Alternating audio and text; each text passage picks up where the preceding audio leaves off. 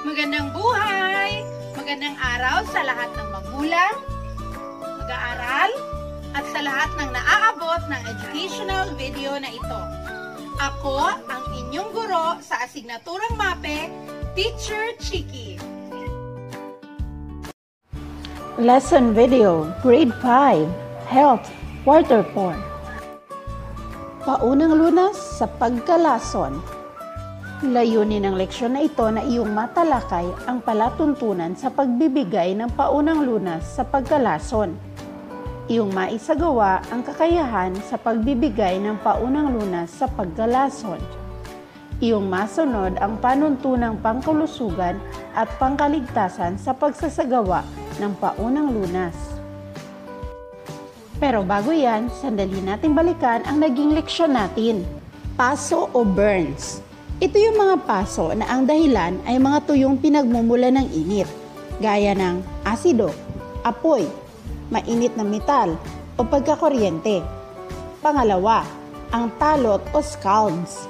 Ito naman yung mga talot na dahil sa mga basa o mamasa-masang pinagmumula ng init. Narito ang pangkalahatang paunang lunas sa paso.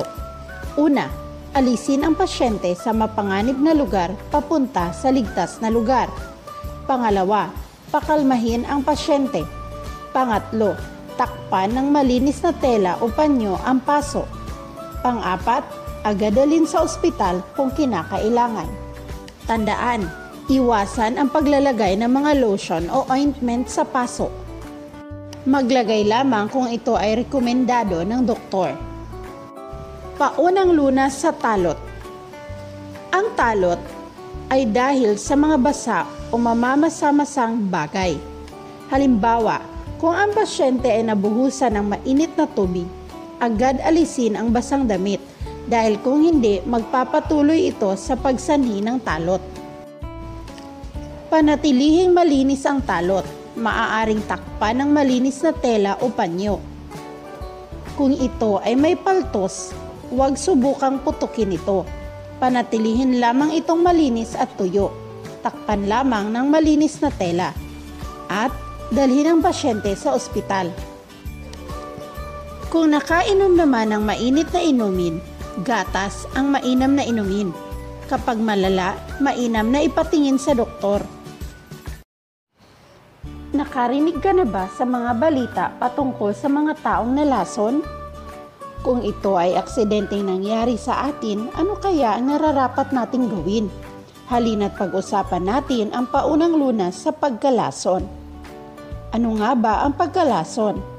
Ang lason ay sangkap na naipapasok sa katawan, kadalasan sa pamamaraan ng pagkain o inuming kontaminado o sadyang nilagyan ng nakalalasong kemikal. Maaari ring sa labis na pag-inom ng gamot. Narito ang paunang lunas sa pagkalason. Ang layunin ng paunang lunas sa pagkalason ay matanggal ang epekto nito sa pasyente. Kaya dapat ay alamin kung ano ang sanhi ng pagkalason. Maaaring tingnan ang mga lalagyan ng gamot na iwang pagkain at mga bote.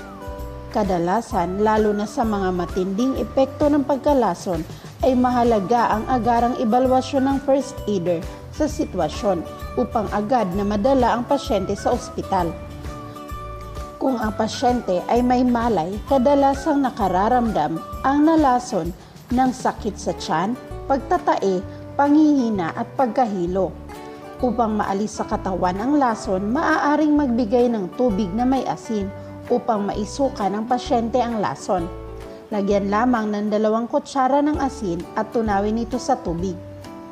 Kapag naisuka na ng pasyente, maaaring bigyan siya ng gatas. Pero, tandaan, lalo na kung hindi tayo sigurado sa dahilan ng pagkalason, mas mainam at mas sigurado ang kaligtasan ng pasyente kung agad siyang matitingnan ng doktor sa ospital. Subukin natin. Ano ang paunang lunas sa pagkalason?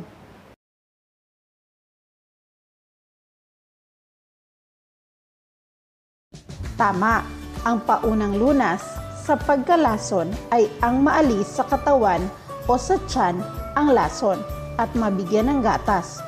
Pero muli, sasabihin kong muli, maraming maaaring dahilan ng pagkalason at may iba't ibang paraan paano alagaan ang pasyente. Kaya mas mabuting dalhin agad-agad ang pasyente sa doktor.